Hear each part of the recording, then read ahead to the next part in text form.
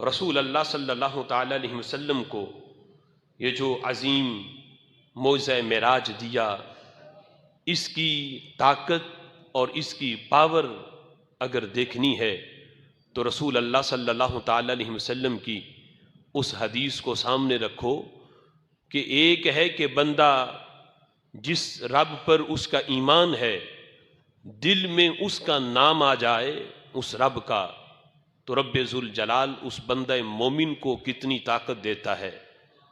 ایک ہے صرف دل میں نام آئے، اور ایک ہے کہ بندہ بغیر حجاب کے اس کا دیدار کرے۔ پہلے دیکھو کہ صرف نام دل میں آئے، دل سے بندہ تصدیق کرے کہ اللہ ایک ہے، تو اس بندہ مومن کو اللہ شان کتنی دیتا ہے اور اس کو پاور کتنی ملتی ہے۔ اور ایک ہے کہ صرف سن کے ہی نہیں بلکہ آنکھوں سے دیکھ کے بندہ کہے کہ ہاں اللہ ایک ہے۔ صرف سن کے جس نے تصدیق کی اس کے ایمان کی پاور کا اندازہ کوئی نہیں کر سکتا، تو جس نے دیکھ کے کہا لوگو اللہ ایک ہے، اس کی طاقت کا اندازہ کون لگا سکتا ہے۔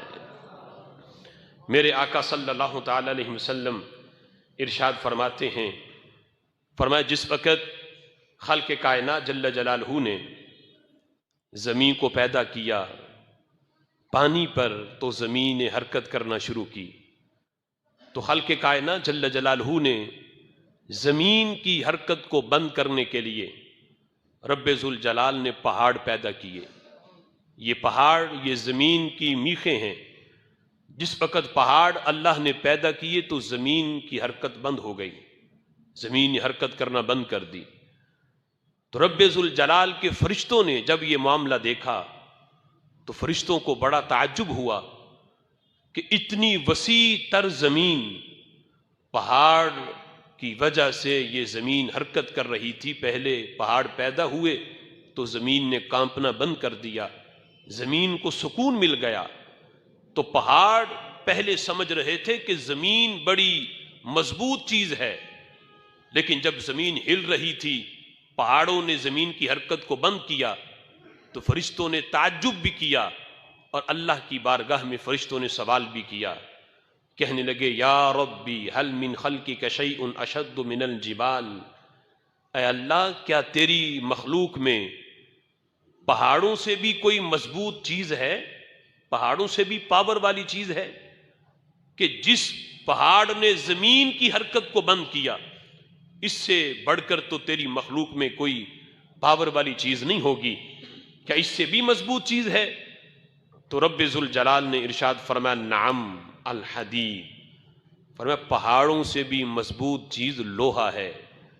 بڑے بڑے پہاڑ ہوں، لوہا جس وقت وہاں کام کرتا ہے تو پہاڑ کو کاٹ کر بھی وہاں سے راستے بنا دیے جاتے ہیں۔ بندہ 1 سال دیکھے تو پہاڑ ہوگا، آپ مکہ اور مدینہ شریف کی صورتحال دیکھو، 1 سال بندہ جائے تو دیکھتا ہے کہ یہاں پہاڑ ہے، چند سال کے بعد دوبارہ حاضری ہو تو وہاں عالی شان عمارت کھڑی ہوتی ہے۔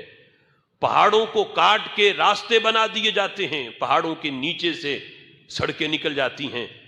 تو فرمایا پہاڑوں سے بھی مضبوط چیز جو ہے یہ لوہا ہے۔ فرشتوں نے پھر تعجب کیا اور پھر پوچھا یا رب هل من خلقک شیء اشد من الحدید، اے اللہ کیا تیری مخلوق میں لوہے سے بھی مضبوط چیز کوئی ہے؟ تو خلق کائنات جل جلالہ نے فرمایا نعم النار، آگ ہے۔ مضبوط لوہا بھی آگ میں ڈالو تو آگ اسے پانی بنا دیتی ہے، وہ لوہا پانی کی طرح پگھل جاتا ہے، تو آگ جو ہے یہ لوہے سے بھی زیادہ مضبوط ہے۔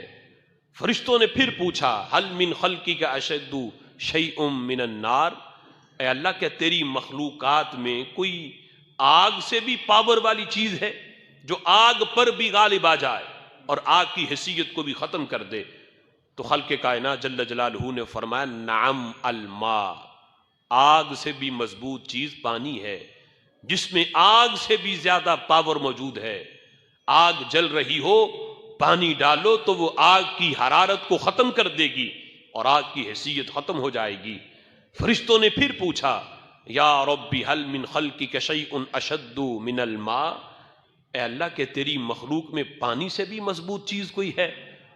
تو خالق کائنات جل جلالہ نے فرمایا نعم الریح، پانی سے بھی پاور والی چیز ہوا ہے۔ ہوا چلے تو ہوا اس پانی کو بخارات کی صورت میں تبدیل کر کے اپنے ساتھ اڑا کے لے جاتی ہے۔ بندہ دیکھتا ہے پہلے وہاں پانی کھڑا ہوتا ہے، لیکن ہوا چلتی ہے تو ہوا کی وجہ سے وہاں پانی چھوٹے چھوٹے ذرات کی صورت میں اور بخارات کی صورت میں ہوا کے ساتھ شامل ہو جاتا ہے۔ بندہ دیکھے پانی بہہ رہا ہو، ہوا اگر مخالف سمت کی ہو تو پانی کا رخ بھی بدل دیتی ہے۔ تو فرمایا یہ پانی جو ہے اس سے بھی مضبوط چیز ہوا ہے۔ فرشتوں نے پھر پوچھا یا ربی حل من خلقک شیء اشد من الریح، اے اللہ بتا تیری مخلوق میں ہوا سے بھی کوئی مضبوط چیز ہے؟ اب رب ذوالجلال نے جس چیز کا نام لیا یقیناً وہ چیز ہوا سے بھی زیادہ مضبوط، اور جب ہوا سے زیادہ مضبوط ہے تو پانی سے بدرجہ اولا پاور والی ہے۔ پانی سے پیچھے چلو تو وہ آگ سے زیادہ مضبوط، آگ سے پیچھے چلو تو لوہے سے مضبوط، پھر پہاڑ سے بھی مضبوط۔ جتنی پیچھے چیزیں ذکر ہوئیں ان سب سے پاور والی چیز یہ ہے جس کا ذکر میرے محبوب نے اب فرمایا۔ جب فرشتوں نے پوچھا اللہ کیا ہوا سے بھی پاور والی ہے کوئی چیز؟ تو میرے آقا فرماتے ہیں، اللہ فرماتا ہے نعم ابن آدم، سب سے مضبوط چیز انسان ہے، ابن آدم ہے، لیکن ہر انسان نہیں، فرمایا وہ انسان جس کے دل میں ایمان کی شمع روشن ہو۔